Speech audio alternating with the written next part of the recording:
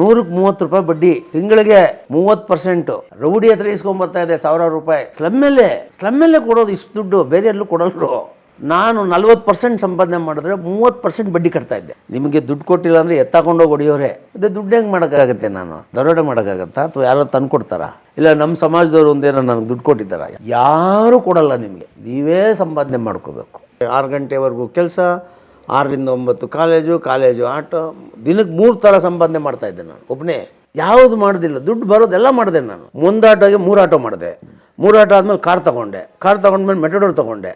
ದೊಡ್ಡ ಟ್ರಾವೆಲ್ಸ್ ಮಾಡಿಬಿಟ್ಟೆ, KPN travels. ಎಲ್ಲಿಡೋ ದುಡ್ಡು? Full busy. ಅದು ಸ್ಲಮ್ಮಲ್ಲೇ. ಆ ಪೂರ್ತಿ ವಿನೋಬ ನಗರದಲ್ಲಿ ನಂದು ಅಂತ ಬಂದರೆ 5 ಆಟೋ ಬರೋದು ಸೈ ಅಂತ.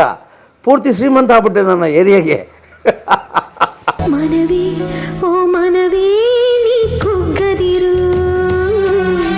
ಸ್ವಲ್ಪ ಗುರಿ, ಒಂದು ಸಾಧನೆ ಮಾಡಬೇಕು ಅಂತ ಅವರ ಹಿನ್ನೆಲೆ ನೋಡಿದ್ರೆ ತುಂಬ ಬಡತನದಿಂದ ಬಂದಿರ್ತಾರೆ. ಎಲ್ಲೋ ಒಂದು ಕಡೆ ತುಂಬ ನೋವನ್ನು ಅನುಭವಿಸಿರ್ತಾರೆ. ಮತ್ತು ಅವರು ಮನಸ್ಸಿನಲ್ಲಿ ಯಾವುದೋ ಒಂದು ಬೆಂಕಿ ಕೆಂಡ ಯಾವಾಗಲೂ ಉರಿತಾ ಇರ್ತದೆ. ಅದಕ್ಕೆಲ್ಲ ಒಂದು ಕಥೆ ಇರ್ತದೆ.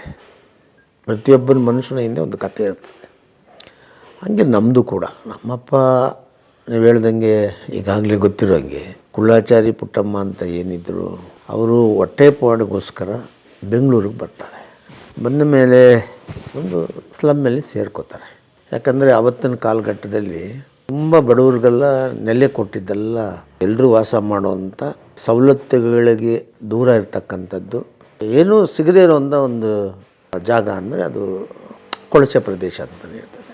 ಈಗ ಮೊದಲೆಲ್ಲ ಎಲ್ಲಿದ್ದಾರೆ ರೀ ಅವರು ಅಂದರೆ ಅದೇ ಕೊಳಗೇರಿಯಲ್ಲಿ ಇರ್ತಾರೆ. ಆ ಥರ ಈಸಿಯಲ್ಲಿ ಯಾವುದು ಆಧಾರ್ ಕಾರ್ಡ್ ಕೇಳಲ್ಲ, ಯಾರು ಅಲ್ಲಿ ಗ್ಯಾರಂಟಿ ಕೇಳಲ್ಲ, ಮತ್ತೊಂದು ಕೇಳಲ್ಲ, ಮಗದೊಂದು ಕೇಳಲ್ಲ, ಲಕ್ಷಾಂತರ ರೂಪಾಯಿ ಅಡ್ವಾನ್ಸ್ ಇರಲ್ಲ, 1000 ರೂಪಾಯಿ ಬಾಡಿಗೆ ಇರಲ್ಲ, ಏನೂ ಇರಲ್ಲ. ಆಗ ಒಂದು 50-60 ವರ್ಷದಿಂದ, ನನಗೆ ಈಗ ಹತ್ತತ್ರ 60 ಆಗ್ತಾಯಿದೆ ಅಂತ ಹೇಳಿದ್ರೆ, ಆವಾಗ ಅದೊಂದು 75-80 ವರ್ಷದ ಕಥೆ ಅಂತಂದರೆ ನಿಮಗೆ ಬಾಡಿಗೆನೇ ಎಷ್ಟು ಇರ್ತಾಯಿತ್ತು ಅಂದರೆ 5 ರೂಪಾಯಿ, 6 ರೂಪಾಯಿ, 10 ರೂಪಾಯಿ ಹೊರಗಡೆ ಮನೆಗಳಿಗೆ. ಒಂದು 5 ರೂಪಾಯಿ ಇರ್ಬೋದು ತಿಂಗಳಿಗೆ. ನನಗೆ ಗೊತ್ತಿರೋಂಗೆ ನಮ್ಮ ತಂದೆ 100 ರೂಪಾಯಿ ಕೊಡ್ತಾಯಿದ್ರು ವರ್ಷಕ್ಕೆ. ಅದು ಅವಾಗ ತಿಂಗಳಿಲ್ಲ. ನನಗೆ ಗೊತ್ತಿದ್ದಿದ್ದು ಹೇಳ್ತೇನೆ, ವರ್ಷದ ಬಾಡಿಗೆ ಕೊಟ್ಬಿಡ್ತಾಯಿದ್ರು. ಆ ಥರ ಜಾಗದಲ್ಲಿ ಸೇರಿಕೊಂಡಿದ್ರು. ನಮಗೆ ನಮ್ಮ ಅಪ್ಪನಿಗೆ ಒಂದು 8 ಜನ ಮಕ್ಕಳಾಗ್ತಾರೆ. 9 ಜನ ಆಗ್ತಾರೆ, ಒಬ್ಬ ತೀರೋಗ್ತಾನೆ. 8 ಜನ ಆಗ್ತಾರೆ. 8 ಜನದಲ್ಲಿ 4 ಗಂಡು ಆಗ್ತಾರೆ, 4 ಹೆಣ್ಣು ಆಗ್ತಾರೆ. ಪ್ರಾರಂಭದಲ್ಲಂತೂ ನಮ್ಮ ತಂದೆ ಚಿನ್ನದ ಕೆಲಸ ಮಾಡೋವಾಗ ಯಾರೂ ನಂಬ್ತಾ ಇರಲಿಲ್ಲ. ಚಿನ್ನದ ಕೆಲಸ ಮಾಡೋರನ್ನ ಸ್ಲಮ್ಗಳಲ್ಲಿ ಇರ್ತಾರೆ ಅಂತ ಹೇಳಿದ್ರೆ, ಕೆಲಸ ಗೊತ್ತಿದ್ರೂ ಕೂಡ ಅವ್ರಿಗೆ ಚಿನ್ನದಲ್ಲಿ ಮಾಡೋದಂಥ ಒಡವೆಗಳು ಸಿಕ್ಕಲ್ಲ. ಆವಾಗಲೂ ಕೂಡ ಉಮಾ ಗೋಲ್ಡ್ ಅಂತ ಬರ್ತಾಯಿತ್ತು, ಅದನ್ನೇ ಹಾಕ್ಕೊಂಡವ್ರು. ಬಡವರಾಗಿರೋದು ಯಾರು ಚಿನ್ನ ಹಾಕ್ಕೊಂಡಂತ. ಅದು 20 ರೂಪಾಯಿ ಗ್ರಾಮ್ ಇದ್ರೂ ಕೂಡ ಅವತ್ತಿನ 20 ರೂಪಾಯಿ ದೊಡ್ಡ ಬೆಲೆ. ಅದರಿಂದ ಅಲ್ಲಿ ನಮ್ಮ ತಂದೆಗೆ ವರ್ಕೌಟ್ ಆಗಲಿಲ್ಲ ಕೆಲಸ ಮಾಡೋದು. ಆಗ ಜೀವನ ಮಾಡಬೇಕು, ಮಕ್ಕಳನ್ನ ಸಾಕಬೇಕು. ನಮ್ಮ ತಾಯಿ ಹೂವು ಮಾರಕ್ಕೆ ಹೋಗ್ತಾಳೆ ಮಾರ್ಕೆಟಲ್ಲಿ. ಈಗೇನು ಕೃಷ್ಣನ KR ಮಾರ್ಕೆಟ್ ಇದೆ, ಅಲ್ಲಿ ಹೂವು ಮಾರೋದು. ಅಲ್ಲಿ ನೀವು ನೋಡಿರ್ತೀರಿ, ಎಲ್ಲ ಒಂದು ಸಣ್ಣ ಸಣ್ಣ ಅಂಗಡಿಗಳ ಮುಂದೆ ಹೂವು ಮಾರ್ತಾರೆ. ಇವತ್ತಿಗೂ ಹೂವು ಮಾರ್ತಾರೆ. ಕಟ್ಟಿರೋ ಹೂವು ಕಟ್ತಾ ಇರ್ತಾರೆ. ಹೂವನ ಕಟ್ಟಿರೋ ಹೂವು ಮಾರ್ತಾ ಇರ್ತಾರೆ. ಕಟ್ತಾ ಇರ್ತಾರೆ, ಮಾರ್ತಾ ಇರ್ತಾರೆ. ಅಲ್ಲಿ ಹೋಗ್ತಾರೆ. ಅಲ್ಲಿ ಒಂದು ತಟ್ಟೆಗಿಟ್ಟೆ ಹಾಕ್ಕೊಂಡು ಹೂವು ಮಾರ್ತಾರೆ ನಮ್ಮಮ್ಮ. ಮನೆಗೆ ತರೋದು, ಕಟ್ಟೋದು, ರಾತ್ರಿ ಎಲ್ಲ ಕಟ್ಟೋದು, ತೊಗೊಂಡೋಗಿ ಮಾರಾಟ ಮಾಡೋದು. ಆವಾಗ ನಮ್ಮಪ್ಪನಿಗೂ ಹಂಗೆ ಹಿಂಗೆ. ನಮ್ಮಪ್ಪ ನೋಡಿ, ನಾನು ಭಾಳ ದಿನಗಳ ನಂತರ ನಮ್ಮಪ್ಪಂದು ನನಗೆಷ್ಟು ಜ್ಞಾಪಕ ಇದೆಯೋ ಅದನ್ನು ನಾನು ನಿಮ್ಗೆ ಹೇಳಬಲ್ಲೆ. ನಮ್ಮಪ್ಪಂದೇ ನಾನು ಸ್ವಲ್ಪ ಸ್ಟಡಿ ಮಾಡುವಾಗ ನನಗೆ ಗೊತ್ತಾಗಿದ್ದು, ನಮ್ಮಪ್ಪ ಸ್ಲಮ್ಮಿಗೆ ಬಂದಾಗ ಕೂಲಿ ಕೆಲಸಕ್ಕೆ ಹೋಗ್ತಾಯಿದ್ರಂತೆ. ಗಾರೆ ಅವಾಗೆಲ್ಲ ಅಲ್ಲಿ, ಇವಾಗಲೂ ಅಷ್ಟೇ ಅಲ್ಲ, ನೀವು ಸ್ಲಮ್ಮಲ್ಲಿ ನೋಡಿದ್ರೆ ಬೇಗ ಸಿಕ್ಕೋದು ಅಂತ ಹೇಳಿದ್ರೆ ಈ ಮನೆ ಕಟ್ಟಡಕ್ಕೆ ಸಿಕ್ಕೋ ಅಂತ ಕೂಲಿ ಕೆಲಸ. ಮಣ್ಣಿಗಿಣ್ಣು ಮರಳುಗಿಣ್ಣು ಹೊರೋದು, ಸಿಮೆಂಟ್ ಎತ್ತಾಕೋದು, ಇದಕ್ಕೂ ಹೋಗಿದ್ರು ನಮ್ಮಪ್ಪ. ಆಚಾರ ಕೆಲಸ ಬಿಟ್ಟು ಆಚಾರ ಕೆಲಸ ಸಿಕ್ಕೋದೇ ಇಲ್ಲ. ಎಲ್ಲಿ ಸಿಕ್ಕುತ್ತೆ? ನಾವು ಅಷ್ಟು ಜನ ಕರ್ಕೊಂಬಂದು ನಮ್ಮಪ್ಪ ಒಂದು 3-4 ಜನ ಮಕ್ಕಳು ಆದ ತಕ್ಷಣವೇ ಅವ್ರಿಗೆ ಸಿಗದೆ ಅದಕ್ಕೆ ಹೋಗ್ತಾರೆ. ಅದಾದಮೇಲೆ ಅವರು ಸ್ವಲ್ಪ ಹೆಸರು ಮಾಡ್ಕೊಂಡ್ಮೇಲೆ ಅಲ್ಲೇ ಕೂತ್ಕೊಂಡು ಮೂಗು ಬಟ್ಟೆಯಲ್ಲಿ ಎಣ್ಣೆ ತೆಗೆಯೋದು. ವಾಲೆಗಳೆಲ್ಲ ಅವಾಗ ಎಣ್ಣೆ ಎಳಿತಾಯಿತ್ತು. ನಿಮಗೆ ಗೊತ್ತಿಲ್ಲ, ಜನ್ರಲಾಗಿ ಏನಾಗ್ತಾಯಿತ್ತು ಅವಾಗ ಕಲ್ಲುಗಳ ವಾಲೆಗಳು ಬರೋದು. ಈಗಿನ ಥರ ಫ್ಯಾನ್ಸಿ ವಾಲೆಗಳು ಬರೋಲ್ಲ. ಎಣ್ಣೆ ತೆಗೆಯೋದೇ ಕೆಲಸ ಇತ್ತು ಕೆಲವರು ನಮ್ಮ ಸಮಾಜದವ್ರಿಗೆ, ಆಚಾರರಿಗೆ. ಎಣ್ಣೆ ತೆಗೆದುಕೊಡೋದು ಅಂದರೆ ಸ್ನಾನ ಗಿಣ್ಣ ಮಾಡುವಾಗ ಈ ವಾಲೆಗಳಲ್ಲಿ ಮೂಗು ಬಟ್ಟೆಗಳಲ್ಲಿ ಎಣ್ಣೆ ಹೋಗ್ಬಿಡ್ತಾಯಿತ್ತು. ಈಗ ತಲೆಗೆ ಹಾಕೋದು. ಹಳ್ಳಿಗಳನ್ನ ಕೂತ್ಬಿಡೋದು. ಹೋಗ್ಬಿಡೋದು, ಅದನ್ನೆಲ್ಲ ತೆಗಿಯೋ ಕೆಲಸ. ಹ್ಞೂ. ಆ ಕೆಲಸ ಆದಮೇಲೆ ಹಂಗೆ ಆಗೋದು. ನಮ್ಮ ತಾಯಿ ಮಾರ್ಕೆಟ್ಗೆ ಹೋಗೋದು. ಇದು ನಮ್ಮ ತಂದೆ ತಾಯಿಯ ಪ್ರತಿನಿತ್ಯದ ಜೀವನ ಶೈಲಿ. ಅಂದರೆ ಹೊಟ್ಟೆ ಬಟ್ಟೆಗೆ ಆಗುವಷ್ಟು ದುಡಿಯೋಕ್ಕೆ ಅವ್ರು ಮಾರ್ಕೆಟಲ್ಲಿ ಹೂವು ಮಾರಬೇಕು, ಇವರು ಕೆಲಸ ಮಾಡಬೇಕು. ಓಕೆ, ಇದು. ಆಮೇಲೆ ನಮ್ಮ ತಂದೆ ಅವಿದ್ಯಾವಂತ ಪಾಪ, ನಮ್ಮ ತಾಯಿ ಅವಿದ್ಯಾವಂತ, ಇವರೆಲ್ಲ ಕನಕಪುರದ ಕಡೆಯವರು. ಸೊ ಹಂಗೆ ಜೀವನ 9 ಮಕ್ಕಳಾಗೋಯ್ತು. ನಮ್ಮಣ್ಣ ಆಟೋ ಡ್ರೈವರ್ ಆಗ್ಬಿಟ್ಟ, ಓದಲಿಲ್ಲ ಮೊದಲನೇವನು. ಮತ್ತು ನಮ್ಮ ಅಕ್ಕದಿರೆಲ್ಲನೂ ಆಯಾ ತಕ್ಕಂಗೆ ಏನೋ ವಿದ್ಯಾವಂತರು ಕೊಟ್ಟು ಮದುವೆ ಮಾಡೋಕ್ಕಾಗಲಿಲ್ಲ. ನಮ್ಮಪ್ಪ ಬಡತನ ಅಲ್ವಾ, ಅಸ್ಲಂ ಮೇಲೆ ಯಾರು ಕಟ್ಕೋತಾರೆ. ಈಗ ನಾನು ವಿಶ್ವಕರ್ಮ ಸಮಾಜದ ಅಧ್ಯಕ್ಷ. ಆಗ ಯಾರು ನಾವು? ಝೀರೋ. ಆಮೇಲೆ ನಿಮ್ಗೆ ಆವಾಗಲೇ ಹೇಳ್ದಂಗೆ ಯಾವುದೇ ಕೊಳಚೆ ಪ್ರದೇಶಗಳ ಜಾತಿಗಳಿರೋಲ್ಲ. ಯಾಕಂದರೆ ಒಂದು ಕಡೆ ಎಲ್ಲ ವರ್ಗದ ಜನ ಇರ್ತಾರೆ. SC ST OBC ಇದ್ದಂಥವ್ರು, ಮುಸ್ಲಿಮರು, ಕ್ರಿಶ್ಚಿಯನ್ಸು, ಈ ಥರ ನಾನಾ ಎಲ್ಲ ಒಂದೇ ಕಡೆ ಇರ್ತಾರೆ ನೋಡಿ. ಅವತ್ತು ಬೆಳಗ್ಗೆ ಕೆಲ್ಸಕ್ಕೆ ಹೋಗ್ಬೇಕು, ರಾತ್ರಿ ಬಂದು ಊಟ ಮಾಡೋವಂಥ ಜನನೇ. ಓಕೆ, ಆವಾಗ ಎಲ್ಲಿ ಬಡತನದಲ್ಲಿ ಹೆಂಗೆ ಸಿಕ್ಕಿದ್ರೆ ನಮ್ಮ ಅಕ್ಕ ತಂಗಿದಿರಿಗೆ ಮದುವೆ ಆಗೋಗ್ತದೆ. ಆಮೇಲೆ ಹಿಂಗೆ ಇರೋ ಟೈಮ್ಗೆ ನಾವೆಲ್ಲ ಹೋಗ್ತೀವಿ, ಎಲ್ಲ ಆಗುತ್ತೆ. ನಾನು ಮೊದಲಿಂದನೂ ನಮ್ಮ ಮನೆಯಲ್ಲಿ ನಾನು ಒಬ್ಬನೇ ಓದ್ತಾಯಿದ್ದೆ. ನಾನು ಸ್ವಲ್ಪ ದೇವ್ರಿಗೆ ಗೊತ್ತಿಲ್ಲ ನಮಗೆ, ಹುಟ್ಟೋವಾಗಲೇ ಸ್ವಲ್ಪ ನನಗೊಂದು ಸ್ವಲ್ಪ ದೊಡ್ಡ ಆಶೀರ್ವಾದ ಮಾಡಿದ್ದೆ. ಚೆನ್ನಾಗಿ ಓದ್ತೀನಿ, ನಾನು ಚೆನ್ನಾಗಿ ಓದ್ತಾಯಿದ್ದೆ. ಟಕ್ಕಂತ ಗ್ರಾಸಿಂಗ್ ಪವರ್ ಇರೋದು ಅವಾಗಲೂ ನಾನು. ನಮ್ಮಪ್ಪನಿಗೆ ಗೊತ್ತು ನಮ್ಮಪ್ಪ ಇನ್ನೇನೋ ಮಾಡ್ತಾನೆ ಅಂತ. ನಾನು ನಮ್ಮಪ್ಪನದು ಮತ್ತು ನಮ್ಮಮ್ಮನ ಸೇವೆ ಜಾಸ್ತಿ ಮಾಡ್ತಾಯಿದ್ದೆ. ಗೊತ್ತಿಲ್ಲ ನನಗೆ. ನಮ್ಮಪ್ಪ ಕಂಡ್ರೆ ನಮ್ಮಪ್ಪ ಅಂದರೆ ನನಗೆ ದೇವರಿದ್ದಾಗೆ. ನಮ್ಮಪ್ಪನ ಒಂದೇ ಒಂದು ಗೆರೆ ದಾಟಿಲ್ಲ ನಾನು. ಅವ್ರು ಸಾಯೋವರೆಗೂ ದಾಟಿಲ್ಲ ನಾನು. ತುಂಬ ಕಷ್ಟದಲ್ಲಿ ಜೀವನ ಮಾಡ್ತಾರೆ. ಅದಾದಮೇಲೆ ಅವ್ರಿಗೆ ಕ್ಯಾನ್ಸರ್ ಬಂದುಬಿಡುತ್ತೆ. ನಾನು SLC 7th ಸ್ಟ್ಯಾಂಡರ್ಡು ಅದು ಇದು. ನಮಗೆ ದಿನನಿತ್ಯ ಬಡತನದ ಅನುಭವಗಳು ಮಾತ್ರ ಆಗ್ತಾನೇ ಇತ್ತು. ನಮ್ಮಪ್ಪ ನನ್ನ ಓದಿಸ್ಬೇಕು ಅಂತ ಏನಂತಾರೆ, ನಾನು ಓದಬೇಕು ಅಂತ ಆಸೆ ಪಟ್ಟರೆ ಓದಿಸೋವಂಥ ಅವಕಾಶಗಳು ಆ ಸ್ಥಿತಿ ನಮ್ಮಪ್ಪನಿಗಿರಲಿಲ್ಲ. ಆದರೆ ನಮ್ಮಪ್ಪನಿಗೆ ನಾನು ಓದಬೇಕು ಅಂತ, ಬಟ್ ನಾನು ಆ ಥರ ಇದ್ದೆ ಅಂತ. ಏನು ಮಾಡ್ತಾರೆ ಪರಮೇಶ್ವರ್, ಜೀವನದಲ್ಲಿ ಕೆಲವು ಸನ್ನಿವೇಶಗಳನ್ನು ನಾವು ನೋಡಬಾರ್ದು. ತಂದೆ ತಾಯಿಗಳು ಪಡೋ ಕಷ್ಟನ ಅದು ಬಹಳ ಭಯಂಕರವಾದಂಥ ನೆನಪು ಕಾಡುತ್ತೆ ನಮಗೆ. ಮಾವಳ್ಳಿನಲ್ಲಿ ನಮ್ಮ ಇದ್ದಿದ್ದು ವಿನೋಬ ನಗರ ಅಂದರೆ ಮಾವಳ್ಳಿ, ಲಾಲ್ಬಾಗ್, ಅದರ ಮೇಲೆ ಹೋದರೆ ಮಾವಳ್ಳಿ ಅಂತ ಇವಾಗೂ ಇದೆಯಲ್ಲ. ಚಿಕ್ಕ ಮಾವಳ್ಳಿ, ದೊಡ್ಡ ಮಾವಳ್ಳಿ ಎಲ್ಲ ಇದೆ.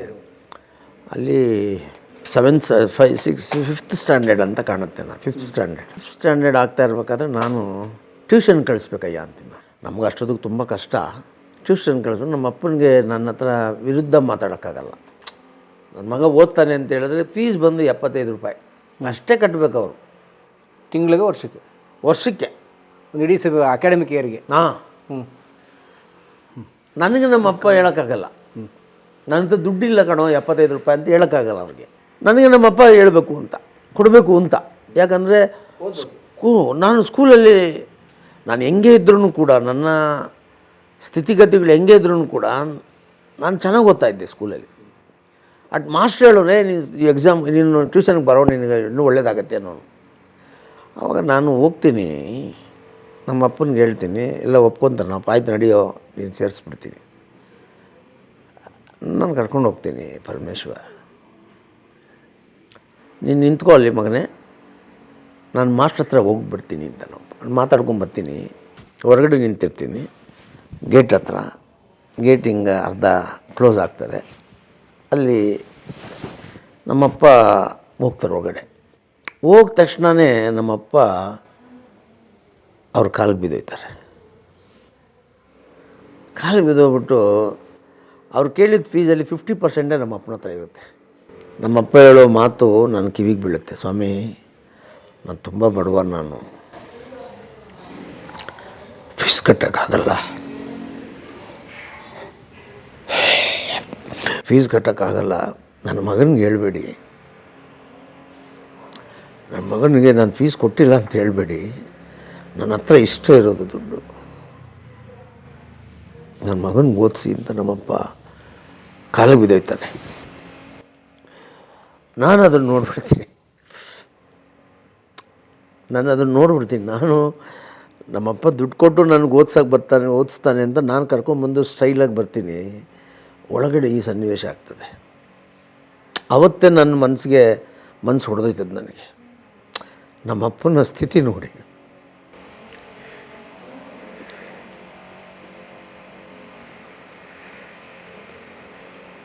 ಯಾವ ತಂದೆ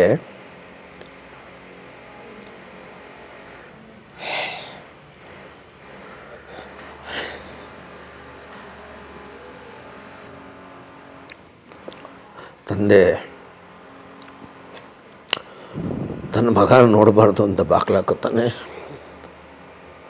ನಾನು ಅದು ನೋಡ್ತೀನಿ, ತುಂಬ ಕಷ್ಟ ಅದು. ನನಗೇನು ನೋವಾಗಲ್ಲ.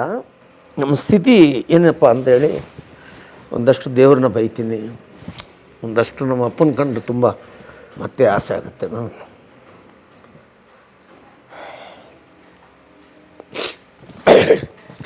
ನಮ್ಮ ಅಪ್ಪನ ಮೇಲೆ ಮತ್ತೆ ತುಂಬ ಪ್ರೀತಿ ಆಗ್ಬಿಡುತ್ತೆ ನನಗೆ. ಆ ಥರ ತಂದೆ, ನಮ್ಮ ತಂದೆ. ಆಮೇಲೆ ಇರಲಿ, ಒಂದು ಒಳ್ಳೆ ನೆನಪು. ಓಕೆ, ಆಗ ಮತ್ತೆ ಬಂದು ನಾನೇನು ನಮ್ಮ ಅಪ್ಪನಿಗೆ ಅವತ್ತವರೆಗೂ ಹೇಳೋಲ್ಲ. ನಮ್ಮಪ್ಪ ನೋಡಿದೆ ಆಯ್ತು ಅಂತ ಖುಷಿಯಾಗಿ ಬಂದ್ಬಿಡ್ತಾನೆ ಈಚೆ. ಆಯ್ತು ತಗೊಳ್ಳೋ ನಿನಗೆ. ಆ ಮಾಸ್ಟ್ರು ನನಗೆ ಮುಂದೊಂದು ದಿನ ನನಗೆ ಹೇಳ್ತಾರೆ ಆ ವಿಷಯ. ಅವ್ರಿಗೆ ನನಗೆ ಗೊತ್ತಿಲ್ಲ ಅಂತ ಅನ್ಕೋತಾರೆ. ನಾನೇ ಮಾಸ್ಟ್ರಿಗೆ ನೆನಪು ಮಾಡ್ತೇನೆ, ನಮ್ಮಪ್ಪ ಹಿಂಗೆ ಅಂದಿದ್ರು, ನೀವು ಸಹಾಯ ಮಾಡಿದ್ರಿ ಮಾಸ್ಟ್ರೆ, ನಿಮಗೇನು ಬೇಕು ಹೇಳಿ ಅಂತೀನಿ ದುಡ್ಡು ಬಂದಮೇಲೆ. ನಾನು ಅದೊಂದು ದಿನ ಬರುತ್ತೆ ನನಗೆ. ಅವ್ರು ಬ್ರಾಹ್ಮಣರು, ವೆಂಕಟೇಶ್ ಅಂತ ಮಾಸ್ಟ್ರು. ಆವಾಗ ಬರ್ತೀನಿ. ಅದಾದ ನಂತರ ನನಗೆ ಸಮಯ ನಮ್ಮಪ್ಪನ ಜೊತೆ ಕೆಲಸ ಮಾಡ್ತೀನಿ. ತುಂಬ ಬಡತನ ಇರ್ತೀವಿ. ಯಾವ ಮಟ್ಟಕ್ಕೆ ಬಡತನ ಪರಮೇಶ್ವರ್. ನಮ್ಮ ಮನೇಲಿ ಟೀನೂ ಕೂಡ ಕಾಯಿಸೋಕೆ ಹಾಲಿರೋದಿಲ್ಲ. ನಾವು ಟೀನೇ ಮಾಡ್ತಾ ಇರಲಿಲ್ಲ, ಟೀ ಕಾಫಿನೂ ಮಾಡ್ತಾನೆ. ಅವಾಗೆಲ್ಲ ಬೆಲ್ಲ ಮತ್ತು ಕಾಫಿ ಹಚ್ಚಿರೋದು, ಕಾಫಿ ಪುಡಿ ಇರ್ತಾ ಇರಲಿಲ್ಲ. ಕಾಫಿ ಅಚ್ಚು ಅದು ತೊಗೊಳಕ್ಕಾಗ್ತಲ್ಲ. ಈ ರೋಡಿಂದ ಲಾರಿನಲ್ಲಿ ಬರೋದು ನಮ್ಮ ಭಾರತ ಟಾಕೀಸ್ ಅಂತ ಇತ್ತು. ನಾನು 4 ಗಂಟೆಗೆ ಹೋಗ್ತಾಯಿದ್ದೆ. 4 ಗಂಟೆಗೆ ಹೋಗ್ಬಿಡ್ತಾಯಿದ್ದೆ. ಹೋಗಿ ನಿಮಗೆ ಕ್ಯಾನ್ ಬರೋದು, ಇವಾಗಲೂ ಹಾಲುಗಳನ್ನು ದೊಡ್ಡ ದೊಡ್ಡ ಕ್ಯಾನಲ್ಲಿ ಬಗ್ಗಿಸ್ತಾರಲ್ಲ, ಬಗ್ಸ್ಬೇಕಾದ್ರೆ ಅದರಲ್ಲಿ ಬಗ್ಸಿದ ಮೇಲೆ ಉಳಿದ್ಬಿಡ್ತದೆ ಹಾಲು ಕೊನೆಯಲ್ಲಿ, ಒಂದು ಅರ್ಧ ಇಂಚು ಅಷ್ಟು ಕೊನೆಯಲ್ಲಿ. ಅದನ್ನೆಲ್ಲ ಈ ಥರ ಬೆಂಡ್ ಮಾಡಿ ಅದನ್ನಲ್ಲಿ ಒಂದು ಪ್ಲಾಸ್ಟಿಕ್ ಲೋಟ ರೆಡಿ ಮಾಡಿ ಅದನ್ನು ಒಂದು 100 ಕ್ಯಾನಲ್ಲಿ ಇರೋದೆಲ್ಲ ತೊಗೊಂಡು ಬಂದು ನಮ್ಮ ಮನೆಗೆ ಕೊಟ್ಟು ನಾನು ಟೀ ಮಾಡಿಸ್ತಾಯಿದ್ದೆ. ಟೀ ಕಾಫಿನೇ ನಮ್ಮ ಮನೇಲಿ ಮಾಡೋಕ್ಕಾಗ್ತಿದ್ದ ಪರಿಸ್ಥಿತಿ ಅದು. ಇರಲಿ, ಆ ಥರ ಹಾಲು ತೊಗೊಬಂದು ನಾನು ಕೊಡ್ತಾಯಿದ್ದೆ. ಅಂದರೆ ನಮ್ಮ ಅಪ್ಪ ಅಮ್ಮನಿಗೆ ಚೆನ್ನಾಗಿ ಇಡಿಸ್ಬೇಕು ಅಂತ ನನಗೆ. ನಾನು ಎದ್ದೋಗ್ಬಿಟ್ಟು ಬಂದ್ಬಿಡ್ತಾಯಿದ್ದೆ, ತೊಗೊಂಬರ್ತಾಯಿದ್ದೆ. ಅಲ್ಲ, ಒಂದು 1/4 ಲೀಟ್ರ್, ಅರ್ಧ ಲೀಟ್ರ್, ಒಂದು 100 ಕ್ಯಾನಲ್ಲಿಂದ ತೆಗೆದ್ರೆ ಬರೋದು ನನಗೆ. ಹಂಗೆ ಅದಾದ ನಂತರ ನಮ್ಮ ಅಪ್ಪನಿಗೆ ಕಾಯಿಲೆ ಬಂದ್ಬಿಡ್ತು, ಕ್ಯಾನ್ಸರ್. ಗೊತ್ತೇ ಆಗಲಿಲ್ಲ ಮೊದಲು. ಗೊತ್ತಾಗಲ್ಲ. ಕ್ಯಾನ್ಸರ್ ಯಾವತ್ತಿಗೂ ಗೊತ್ತಾಗೋದಿಲ್ಲ. ಇವಾಗಲೇ ಗೊತ್ತಾಗಲ್ಲ, ಅವಾಗಂತೂ ಗೊತ್ತೇ ಆಗೋಲ್ಲ. ಆವಾಗ ನಮ್ಮ ಅಪ್ಪನಿಗೆ ಥರ್ಡ್ ಸ್ಟೇಜ್ ಅದು. ಯಾವಾಗಲೂ ಒಂದು ವಿಷಯ ಜ್ಞಾಪಕ ಇಟ್ಕೊಳ್ಳಿ, ಬಡವರಿಗೆ ರೋಗಗಳು ಬರಬಾರ್ದು, ಅದರಲ್ಲೂ ಕ್ಯಾನ್ಸರ್ ಬರಬಾರ್ದು. ಬಡವರಿಗೆ ನರಕ ಕಣ್ಮುಂದೆನೇ ಇರ್ತದೆ. ದುಡ್ಡಿದ್ರೆ ಪರವಾಗಿಲ್ಲನೋ, ಒಳಗಡೆ ಆಸ್ಪತ್ರೆ ಒಳಗಡೆ ಟ್ರೀಟ್ಮೆಂಟ್ ಆದರೂ ಕೊಡೋ ನೆಪದಲ್ಲಿ ಅವರಿಗೆ ಒಳ್ಳೊಳ್ಳೆ ಮೆಡಿಸಿನ್ಸ್ ಕೊಟ್ಟು ನೋವನ್ನು ಕಡಿಮೆ ಮಾಡ್ತಾರೆ. ಆಗಿನ ಕಾಲದಲ್ಲಿ ನಿಮ್ಗೆ 50 ವರ್ಷದ ಹಿಂದೆ ನಮ್ಮಪ್ಪ ತುಂಬ ಕಷ್ಟಪಟ್ಟು, ನಮಗಂತೂ ಬಡತನದಲ್ಲಿ ಅವ್ರಿಗೆ ಔಷಧಿನೂ ಕೊಡ್ಸೋಕ್ಕಾಗಲಿ. ಅಂತಹ ಒಂದು ದುರಂತ ನಮ್ಮ ಜೀವನದಲ್ಲಿ ನಡೆದಿದೆ. ಅದಕ್ಕೆ ನನಗೆ ಬಡತನದ ಬಗ್ಗೆ ತುಂಬ ಕೋಪ ಬಂತು. ನಮ್ಮ ತಂದೆ ತೀರೋಗ್ಬಿಡ್ತಾರೆ, ಕಣ್ಣೆದುರಿಗೆ ಹೋಗ್ಬಿಟ್ರು. ನನ್ನ ಕಣ್ಣೆದುರಿಗೆ ನಾನೇ ನಮ್ಮ ತಂದೆಗೆ ಎಷ್ಟು ಸೇವೆ ಮಾಡಿರ್ತೀನಿ ಅಂದರೆ, ನಮ್ಮ ತಂದೆ ನನ್ನನ್ನು ತಪ್ಕೊಂಬಿಡೋನು, ನಾನು ನಿನ್ನ ಹೊಟ್ಟೆಲಿ ಹುಟ್ಟಬೇಕಣೋ, ಇಷ್ಟು ಸೇವೆ, ಇಷ್ಟು ಯಾಕೆ ನಾನು ನೋಡ್ಕೋತೀವಿ ಅಂದ್ರೆ ನಮ್ಮಪ್ಪ ಅಳೋನು ನನ್ನ ಕಟ್ಕೊಂಡು. ನನಗೆ ನಮ್ಮ ತಂದೆ ಅಂದರೆ ನನಗೆ ದೇವರು. ನಮ್ಮಪ್ಪನಿಗೆ ಯಾವ ಮಕ್ಕಳು ಏನೆಲ್ಲ ಮಾಡ್ಬೋದು, ಅವ್ರು ಟಾಯ್ಲೆಟ್ ಹೋದರೆ ನಾನು ಕ್ಲೀನ್ ಮಾಡ್ತಾಯಿದ್ದೆ, ಅವ್ರ ಬಾಡಿನ ಕ್ಲೀನ್ ಮಾಡ್ತಾಯಿದ್ದೆ. ನಮ್ಮ ತಂದೆ ಮಲ ಮೂತ್ರನ ಎತ್ತಿದ್ದೀನಿ ಅಂತ ಹೇಳಿದ್ರೆ ನನಗೆ ತುಂಬ ಅಭಿಮಾನ. ನನಗೆ ಆ ಅವಕಾಶ ದೇವ್ರು ನನಗೆ ಕೊಟ್ಟನಲ್ಲ ಅಂತ. ಕ್ಯಾನ್ಸರ್ ಬಂದುಬಿಟ್ರೆ ಭಾಳ ಕಷ್ಟ, ಹೋಗೋಕ್ಕಾಗ್ತಾಯಿರಲ್ಲ, ನೋವು. ಕರ್ಕೊಂಡೋಗಿ ಅದೆಲ್ಲ ಆದಮೇಲೆ ಕ್ಲೀನ್ ಮಾಡಿ ಅವ್ರನ್ನ ನಾನು ತೊಗೊಂಬಂದು ಮತ್ತೆ ಮಲಗಿಸ್ತೀನಲ್ಲ ರೀ, ಅವತ್ತಿಗೇನು ಅನ್ನಿಸ್ತು ಗೊತ್ತಿಲ್ಲ. ಅವತ್ತು ಖುಷಿನಲ್ಲಿದ್ದೆ. ಇವತ್ತಂತೂ ನನಗೆ ಅದು ದೇವ್ರ ಕೆಲಸ ಮಾಡಿದೆ ಅಂತ ನನಗಿವಾಗ. ಜನ್ಮ ಕೊಟ್ಟು ತಂದೆಗೆ ಆ ಕೆಲಸ ಮಾಡುವಂಥ ಅವಕಾಶ ಯಾರಿಗೆ ಸಿಕ್ಕುತ್ತೆ? ಆ ಥರ ಆಗೋಯ್ತು ನನಗೆ. ಅದರಿಂದ ಆಮೇಲೆ ನಮ್ಮ ತಂದೆ ತೀರೋದ್ರು.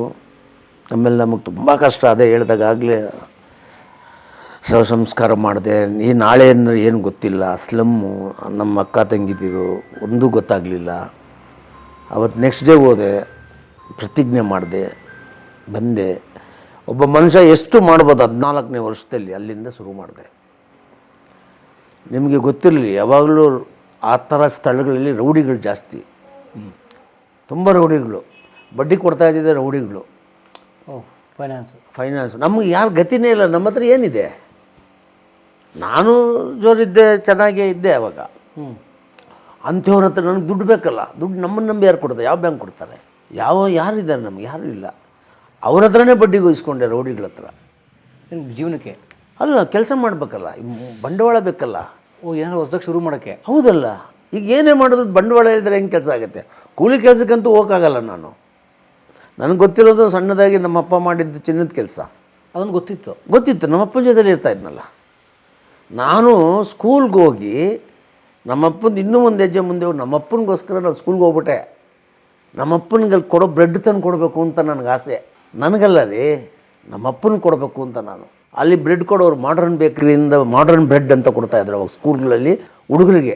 ಮಧ್ಯಾಹ್ನ ಬೆಲ್ ಹೊಡಿಯೋಕೆ ಮುಂಚೆ 2 ಪೀಸ್ ಕೊಡೋರು. ನಾನು 2 ಪೀಸ್ ಸ್ನೇಹಿತರು ಕೊಟ್ಬಿಟ್ಟು ಒಟ್ಟು 8-10 ಪೀಸ್ ಆದರೂ ತೊಗೊಂಡು ಬರ್ತಾಯಿದ್ದೆ. 4-5 ದಿನಕ್ಕೆ ಒಂದು ಸಾರಿ 5-10 ಪೀಸ್ ತೊಗೊಂಬರ್ತಾಯಿದ್ದೆ. ಟೀ ಮಾಡಿಬಿಟ್ಟು ನಮ್ಮ ಅಪ್ಪನ ಕೊಡ್ತಾಯಿದ್ದೆ. ಅಂದರೆ ಅದು ಈಗ ಜ್ಞಾಪಕ ಬಂತು ನೀವು ಹೇಳಿದ್ದಲ್ಲ.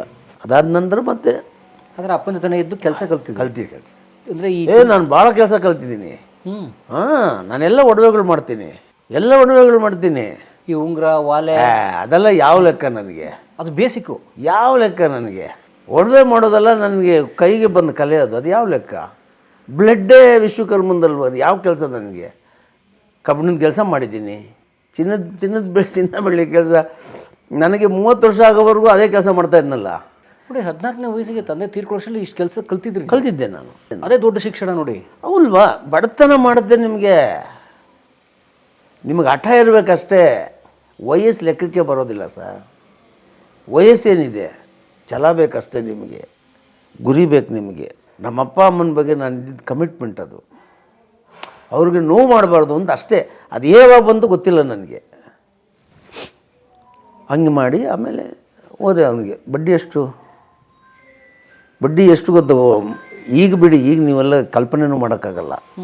100ಕ್ಕೆ 30 ರೂಪಾಯಿ ಬಡ್ಡಿ ತಿಂಗಳಿಗೆ 30%.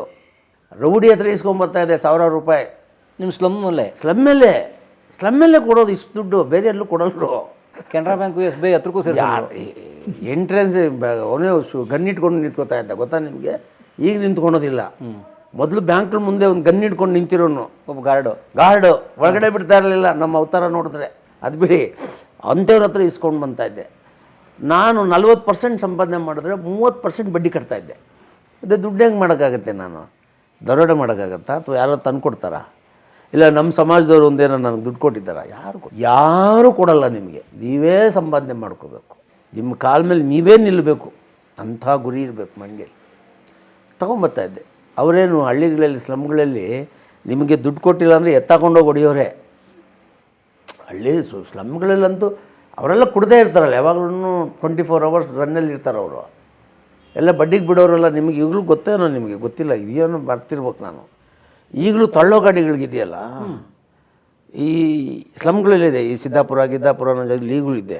ಪಾರ್ವತಿಪುರ ತಳ್ಳೋ ಗಾಡಿ ಇದೆಯಲ್ಲ, ಆ ತಳ್ಳೋ ಗಾಡಿಗೆ 1000 ರೂಪಾಯಿ ಕೊಟ್ಟರೆ 1100 ರೂಪಾಯಿ ಇವತ್ತಿಗೂ ತೊಗೋತಾರೆ. ಅಂದರೆ ಡೈಲಿ 10%. ಈಗಲೂ ಇದೆ. ಈಗ ನೀವು ಅಲ್ಲಿ ಮಾರ್ಕೆಟಲ್ಲಿ ಹೋದ್ರೆ ಗೊತ್ತಾಗ್ತದೆ. ಅವನಿಗೇನು ಇರೋಲ್ಲ, ಅವ್ನು ಗಾಡಿ ತೊಗೋತಾನೆ, ಬಾಡಿಗೆ ಕೊಡ್ತಾರೆ ಗಾಡಿ, ತಳ್ಳೋ ಗಾಡಿ. ಒಂದು 1000 ರೂಪಾಯಿ ತೊಗೊಂಡು ಮೆಟೀರಿಯಲ್ ಹಾಕೋತಾನೆ. ಅವನು ಟೊಮಾಟೋನ ಸೊಪ್ಪು ಏನು ಹಾಕೋತಾನೆ. ಒಂದು ರೌಂಡ್ ಹೊಡ್ಕೊಂಬತ್ತಾನೆ, ಖಾಲಿ ಮಾಡ್ತಾನೆ. 1200 ರೂಪಾಯಿ ಅನ್ನೋದು ಬರುತ್ತೆ. 1000ಕ್ಕೆ ಒಂದು 200-300 ರೂಪಾಯಿ ಬರ್ತದೆ. 100 ರೂಪಾಯಿ ಸೇರಿಸಿ ಅವ್ನು ಕೊಟ್ಬಿಡ್ಬೇಕು. ಈಗಲೂ ನಡೆಯುತ್ತದು. ಇವನು ಜೇಬು 100-200 ಹಾಕೊಂಡು ಹೋಗ್ತಾನೆ. ಅಷ್ಟೇ ತಾನೆ ಇರ್ಬೋದು. ಈಗ ಇನ್ನೂ ಜಾಸ್ತಿ ಸಂಪಾದನೆ ಮಾಡ್ಬೋದೇನೋ ಜನ, ಗೊತ್ತಿಲ್ಲ ನನಗೆ. ಆಗ ಮಾಡ್ತಾಯಿದ್ರು. ನಾನು ಅಂಥವ್ರ ಹತ್ರ 30 ರೂಪಾಯಿ ಬಡ್ಡಿ ತೊಗೊಂಡು ಕೆಲಸ ಮಾಡ್ತಾಯಿದ್ದೆ. ಏನು ಕೆಲಸ ಶುರು ಮಾಡಿದೆ? ನಮ್ಮ ತಂದೆದೆ ಗುಂಡು ಚಿನ್ನದ ಕೆಲಸನೇ. ನಮ್ಮ ಕೈ ಹಿಡಿದಿದ್ದು ಚಿನ್ನದ ಕೆಲಸನೇ. ಅದಾದಮೇಲೆ ಅಲ್ಲ ಹೇಗೆ ಶುರು ಮಾಡಿದ್ರಿ ಈಗ ಗುಂಡು ನಿಮ್ಮ ತಂದೆಯವರು ಗಾರೆ ಕೂಲಿಯಾಗಿ ಹೋಗ್ತಿದ್ರು ಆಮೇಲೆ ಗುಂಡುಗಳು ಮಾಡಕ್ಕೆ ಶುರು ಮಾಡಿದ್ರು. ಹೌದು ಅದು ಕಲ್ತರು ಅವರು, ನಮಗೋಸ್ಕರ ಕಲ್ತರು.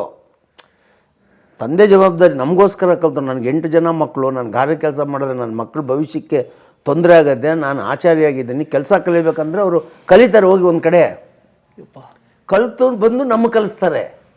ಹಂಗೆ ಅದು ಲೈಫು ಅವ್ರದ್ದು. ಅದು ನೀವು ಕಲ್ತ್ರಿ? ನಾನು ಕಲಿತೆ. ಅದೇ ಈ ನಾನೇ ಎಕ್ಸ್ಪರ್ಟ್ ಅದರಲ್ಲಿ. ಕರಿಮಣಿ ಆ ಕಡೆ ಕೆಂಪರಳ್ಳಿ ಇವತ್ತಿಗೂ ಹಳಬರಿದ್ರೆ ಚಿಕ್ಕಪೇಟೆನೆಲ್ಲ ನನ್ನ ಹೆಸರು ಹೇಳಿದ್ರೆ ಗುಂಡೆಲ್ಲ ಮಾಡ್ತಾ ಇದ್ರಲ್ಲ ನಂಜುಂಡಿಯವರು ಅಂತ ನಾನು ಕರೀತಾರೆ. ಅದನ್ನು ಶುರು ಮಾಡಿದ್ರಿ? ಹೌದೌದು. ಮನೇಲೆ ಅಂಗಡಿಯೆಲ್ಲ ಇಲ್ಲ, ಮನೇಲೆ ನಿಮ್ಮ ಮನೆ ಅಗ್ಗಿಸ್ಟ್ಗೆ. ಹೌದು, ಅಗ್ಗಿಸ್ಟ್ಗೆ, ಅಡಗಲ್ಲು, ಮೇಜು ಅಷ್ಟೇ. ಇವಾಗಲೂ ನೀವು ಹಳ್ಳಿ ಮನೆಗಳಲ್ಲಿ ನೋಡಿ ಒಂದು ಮೂಲೆಯಲ್ಲಿ ಇಟ್ಕೊಂಡಿರ್ತಾರೆ ನಮ್ಮವರು ಬಡವ್ರ ಮನೇಲಿ. ಹಂಗೆ ನಾವು ಒಂದು ಅಗ್ಗಿಸ್ಟ್ಗೆ, ಒಂದು ಅಡಗಲ್ಲು, ಒಂದು ಮೇಜು. ಅದು ನಮ್ಮ ಅಪ್ಪನ ಹಂಗೆ ಕಂಟಿನ್ಯೂ. ನನಗೆ ಈಗ ಇಟ್ಟಿದ್ದೀನಿ ಅದನ್ನು ನನ್ನ ಅಂಗಡಿನಲ್ಲಿ. ಇಲ್ಲ, ಇಲ್ಲಿ ಮಲ್ಲೇಶ್ವರಮಲ್ಲಿ ಇಟ್ಟಿದ್ದೀನಿ. ಅಡಗಲ್ಲು ಇಟ್ಟಿದ್ದೀನಿ, ಮೇಜು ಇಟ್ಟಿದ್ದೀನಿ.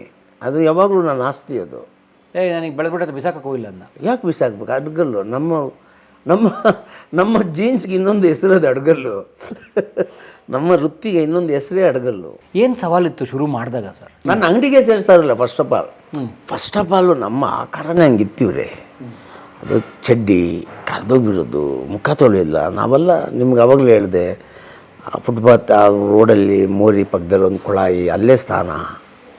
ಯಾವ ಮನೆ ಯಾವುದು ನಮ್ಮದು ಬಿಸಿನೀರು ಯಾವುದು? ನನಗೆ 16 ವರ್ಷ ಆಗೋವರೆಗೂ ನಾನು ಕರೆಂಟೇ ನೋಡಿಲ್ಲ, ಟಾಯ್ಲೆಟ್ ನೋಡಿಲ್ಲ. ಸಾವಿರ ಸವಾಲು. ನಾನು ಬಡ್ಡಿಗೆ ತೊಗೊಂಡೋಗಿ ನಾನು ಚಿನ್ನ ತೊಗೊಂಬಂದು ಮಾಡಿ ತೊಗೊಂಡೋಗಿ ಕೊಟ್ಟರೆ ಇವನು ಕದ್ಬಿಟ್ಟ ಅನ್ನೋರು ನನ್ನ. ಯಾರು ನಂಬ್ತಾರೆ ನಾನು ಮಾಡಿದ್ದು ಅಂದರೆ? ನೀವೀಗ ಗೊತ್ತಿಲ್ಲದ್ರೆ ನೀವೇ ಕಮ್ಮಿ ಮಾಡಿದ್ರ ಅಂದರೆ ಓಕೆ. ಒಬ್ಬ ಎಕ್ಸ್ಪರ್ಟು ನಾನು ಮಾಡಿದ್ದನ್ನು ಒಪ್ಪಕ್ಕೆ ತಯಾರಿಲ್ಲ, ನೀನು ಹೆಂಗೋ ಮಾಡ್ತೀಯ ಅದನ್ನು ಅಂತ. ಅಷ್ಟು ಚಿಕ್ಕ ಹುಡುಗ ಅಲ್ಲ. ಆಮೇಲೆ ಅಂಗಡಿಗಳನ್ನೆಲ್ಲ ಸೇರಿಸ್ತಾ ಇರಲಿಲ್ಲ. ಅವಾಗ ನಾನು ಹೇಳ್ತಾ ಇದ್ದೆ, ಅಣ್ಣ ನಮ್ಮಪ್ಪ ಬಂದು ಮಾಡ್ತಾ ಇದ್ರಲ್ಲ ಅಣ್ಣ, ನಾನೇ ಅಣ್ಣ. ಓ ನೀನು ಕುಳ್ಳಾಚಾರಿ ಮಗನೇನೋ, ರಾರಾ ಕುಚೋರ ಅಂತ ತೆಲುಗೂರವ್ರು ಪೂರ್ತಿ. ನಿಮಗೆ ಚಿಕ್ಕಪೇಟೆಯಲ್ಲಿ ಗೊತ್ತಿರಬೇಕು. ಮಾಡಿ ಹಂಗೆ ಆಮೇಲೆ ಹೊಸ ಅಂಗಡಿಗಳಿಗೆ ಹೋದರೆ ನಮ್ಮ ಡ್ರೆಸ್ ಚೇಂಜು ಒಪ್ತಾ ಇರಲಿಲ್ಲ. ಆವಾಗ ನಾನು ವಯಸ್ಸಾಗಿರೋಂಥರ ಒಂದು ಕನ್ನಡಕ ಆ ಥರ ಎಲ್ಲ ಮಾಡಿ ಹೋದೆ. ಆಮೇಲೆ ಹಿಂಗೂ ಒಳ್ಳೆತನಕ್ಕೆ ಆಯುಷ್ ಜಾಸ್ತಿ ಅಲ್ಲ. ಆಮೇಲೆ ಗೊತ್ತಾಗೋಯ್ತು ಎಲ್ಲರಿಗೂ ಇವನು ಮಾಡ್ತಾನೆ ಅಂತ. ಆದರೆ ನಾನು ಯಾರ ಹತ್ರ ಸಾಲಾಗಿಲ್ಲ ಮಾಡ್ಕೊಂಡು ಮಾಡ್ತಾಯಿದ್ದೆ ವಿನಃ ಯಾರ ಹತ್ರ ಕೈ ಚಾಚಿ ನಮ್ಮ ಸಮಾಜದಲ್ಲಾಗಲಿ ಬೇರೆ ಯಾರು ಕೈ ಚಾಚಿ ಅಂತ ನಾನು ಇವತ್ತರೆಗೂ ಅವತ್ತೂ ಕೇಳಿಲ್ಲ. ಅದನ್ನೇ ಪಾಲಿಸ್ಕೊಬಂದೆ. ಅವನಿಗೇನಿದೆ ಬಡ್ಡಿ ಕೊಟ್ಬಿಟ್ಟೆ. 1 ವರ್ಷದಲ್ಲಿ ಸಂಪಾದನೆ ಮಾಡೋದು 2 ವರ್ಷ ಆಯಿತು ನನಗಷ್ಟೇ. ಆಮೇಲೆ ನನ್ನ ದುಡ್ಡು ಬಂದಮೇಲೆ ಮಲ್ಟಿಪಲ್ ಬಿಸ್ನೆಸ್ ದುಡ್ಡು ಮಾಡ್ಕೊಂಡ್ರು. ನಿಮ್ಮದೇ ಆದ ಬಂಡವಾಳ? ನಮ್ದು ಏನೂ ಇಲ್ಲ. ನಮ್ಮದೇನು ಯಾವುದು ದೊಡ್ಡ ಖರ್ಚೇ ಇಲ್ವಲ್ಲ ಸರ್. ರಾತ್ರಿ ಆಗಲು ಕೆಲಸ ಮಾಡೋನಲ್ಲ. 6 ಗಂಟೆ ಕೂತ್ಕೊಂಡ್ರೆ 6 ಗಂಟೆವರೆಗೂ ಕೆಲಸ, 6ರಿಂದ 9 ಕಾಲೇಜು ಆಟೋ. ದಿನಕ್ಕೆ 3 ಥರ ಸಂಪಾದನೆ ಮಾಡ್ತಾಯಿದ್ದೆ ನಾನು ಒಬ್ಬನೇ. ಚಿನ್ನದ ಕೆಲಸ ಬಿಟ್ಟು ಆಟೋ ಓಡಿಸ್ತು. ಅದು ನಮ್ಮಣ್ಣ ಆಟೋ ಡ್ರೈವರು. ಅವ್ನು ರಾತ್ರಿ ಎಲ್ಲೋ ಮಾಡೋನು 30 ರೂಪಾಯಿ ಅವಾಗ ನೈಟ್ಗೆ ಒಂದು ಆಟೋಗೆ ಬಾಡಿಗೆ. ನಾನು ಓಡಿಸ್ತಾ ಇದ್ದೆ. ಆಮೇಲೆ ಹಿಂಗೆ ಅನುಕೂಲ ದೇವ್ರು ಮಾಡ್ತಾನೆ. ಆಮೇಲೆ ಒಂದು ಅಂಗಡಿ ಇಟ್ಬಿಟ್ರೆ ಚೆನ್ನಾಗಾಗ್ತದೆ ಅಂತ ಒಂದು ತರಕಾರಿ ಚಿಲ್ಲರೆ ಅಂಗಡಿನೂ ಇಟ್ಬಿಟ್ಟೆ ಸಿದ್ದಾಪುರ ಅನ್ನೋ ಒಂದು ಸ್ಲಮ್ಮಲ್ಲಿ. ಒಂದು ಅಂಗಡಿನೇ ಇಟ್ಬಿಟ್ಟೆ, ಚಿಲ್ಲರೆ ಅಂಗಡಿ, ಪ್ರಾವಿಷನ್ ಸ್ಟೋರ್. ದುಡ್ಡು ಬರೋದು ಅದರಲ್ಲಿ ಒಂದು 400-500 ರೂಪಾಯಿ ಬರೋದು ದಿವಸ. ಅದು ಸಕ್ಸಸ್ಸು. ಎಲ್ಲ ನಾನು ಆಮೇಲೆ ನಿಮಗೆ ನಿಯತ್ತಾಗಿ ಮಾಡಿದ್ರೆ ನೀವು ಕಸ ಎತ್ತಿದ್ರೂ ದುಡ್ಡು ಸಿಕ್ಕುತ್ತೆ ಸರ್. ಮೋಸ ಮಾಡೋದಕ್ಕೆ ಯೋಚನೆ ಮಾಡಬೇಕು. ದುಡಿಯೋದಕ್ಕೆ ಯಾವ ಕೆಲಸ ಆದರೆ ನಿಮಗೆ ಅವತ್ತು ದಿನ ಆಟೋಗಳಿಗೆಲ್ಲ ಅವತ್ತೊಂದು ದಿವಸ ಸೀಮೆಣ್ಣೆ ಹಾಕೊಂಡು ಓಡಿಸ್ತಾಯಿದ್ರು. ಸೀಮೆಣ್ಣೆ ಗಾಡಿ ಇನ್ನೋರು ಅದನ್ನು. ಅದೇ ಹೆವಿ ಹೊಗೆ ಬರೋದು. ಅದನ್ನು ನಾನೇನು ಮಾಡಿದೆ, ಅದ್ರಲ್ಲಿ ದುಡ್ಡು ಬರ್ತದೆ ಅಂತ ಒಂದು ದೊಡ್ಡ ಟ್ಯಾಂಕ್ಗಳು ಬರ್ತಾಯಿತ್ತು. 200 ಲೀಟ್ರ್ 100 ಲೀಟ್ರದ್ದು ಟ್ಯಾಂಕ್ ಬರೋದು. ಅದನ್ನು ಪರ್ಚೇಸ್ ಮಾಡಿ ಸೀಮೆಣ್ಣೆ ಎಲ್ಲ ತೊಗೊಂಬಂದು ನಾನು ಇಟ್ಕೊಂಬಿಟ್ಟೆ ಮಾರೋಕ್ಕೆ. ಅದೇ ಸೀಮೆಣ್ಣೆ ಬ್ಯಾರಲ್ ಬರೋದಲ್ಲ?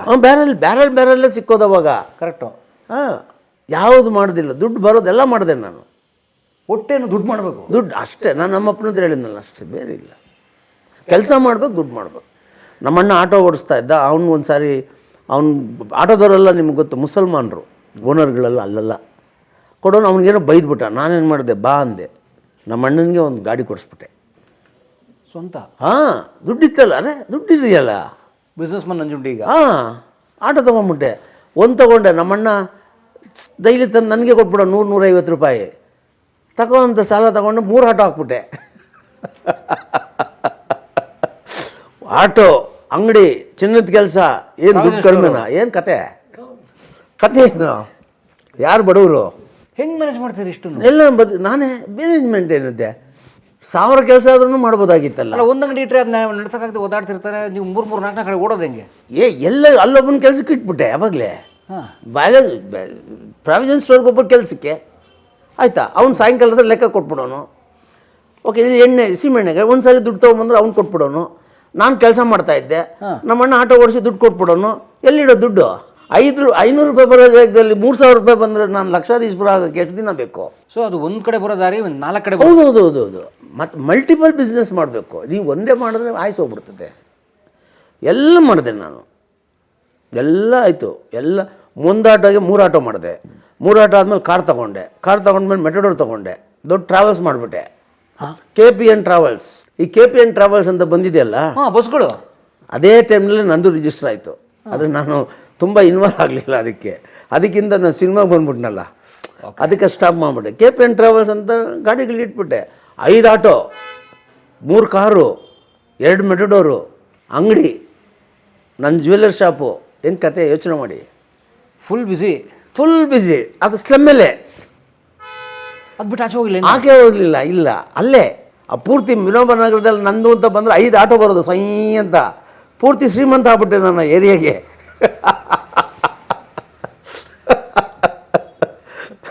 ಹೌದ್ರಿ, ಆಶ್ಚರ್ಯ ಪಡೋದಲ್ಲ, ನಿಜ ಜೀವನ ಇದು. ಮಾಡಬೇಕಷ್ಟೇ, ಛಲ ಇರಬೇಕು, ಇರುತ್ತೆ. ಎಷ್ಟು ವರ್ಷ ಗ್ಯಾಪಲ್ಲಿ? ಒಂದು 3 ವರ್ಷ ಅಷ್ಟೇ, 3 ಇಯರ್ಸ್, ಓನ್ಲಿ 3 ಇಯರ್ಸ್. ಅಂದರೆ ನಿಮ್ಗೆ 17-18 ಇನ್ನು 18 ಆಗಿರಲಿಲ್ಲ ಅವಾಗ, 18 ಆಗಿರಲಿಲ್ಲ.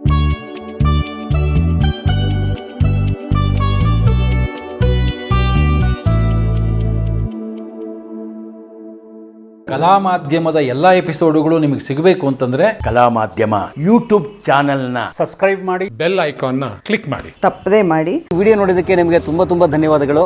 ಪುಸ್ತಕಗಳನ್ನು ಓದು ಮನಸ್ಸನ್ನು ಅರಳಿಸುತ್ತೆ, ಬುದ್ಧಿಯನ್ನು ಚುರುಕು ಮಾಡುತ್ತೆ, ಕಾಣದ ಹೊಸ ಲೋಕವನ್ನು ಪರಿಚಯಿಸುತ್ತೆ. ಹಾಗಾಗಿ ಓದುವ ಸಂಸ್ಕೃತಿ ಹೆಚ್ಚಾಗ್ಲಿ. ಧನ್ಯವಾದ.